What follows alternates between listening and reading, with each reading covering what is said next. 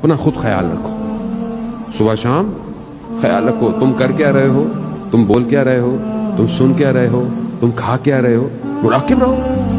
جیسے انسان گاڑی چلاتا ہے ہائی وے پہ اور ہر طرف اس کی نگاہ ہوتی ہے، شیشے، دونوں شیشوں کو دیکھ رہا ہے، بیک میرر کو دیکھ رہا ہے، فرنٹ پہ دیکھ رہا ہے، یعنی کیوں؟ یعنی کہیں سے بھی کوئی چیز آ سکتی ہے، بالکل آواز میں ذرا سی بھی غفلت کرے گا، اگر بغیر بیک میرر کے دیکھ کے گاڑی ٹرن کر لے تو دوسری گاڑی مار دے گی آگے اس کو۔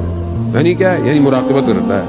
اپنی زندگی کی مراقبت کرو، دائیں سے بائیں سے، صبح سے شام سے۔ زبان، تمہاری زبان سے کچھ ایسا نہ نکلے جو کسی کو تکلیف دے، تمہاری کان ایسی چیز نہ سنے جو حرام ہو، تمہاری نگاہیں پاک ہونی چاہیے، شرم و حیا ہو تمہارے یہاں۔ معاشرے میں برائی ہے، معاشرے میں بے حیائی ہے، بے پردگی ہے، سب ہے، سب موجود ہے۔ انٹرنیٹ، موبائل آپ کے ہاتھ میں، کوئی آپ کو دیکھتا نہیں ہے، کوئی آپ سے پوچھے گا نہیں، آپ کچھ بھی دیکھیں۔ لیکن کیا چیز روکتی ہے؟ شرم و حیا روکتی ہے۔ جب انسان کمرے کے اندر ایک چھوٹا بچہ بیٹھا ہو، اس کے سامنے گناہ نہیں کرتا، بچہ ہے، تو کیا خدا کو اس بچے کے برابر بھی نہیں سمجھتا؟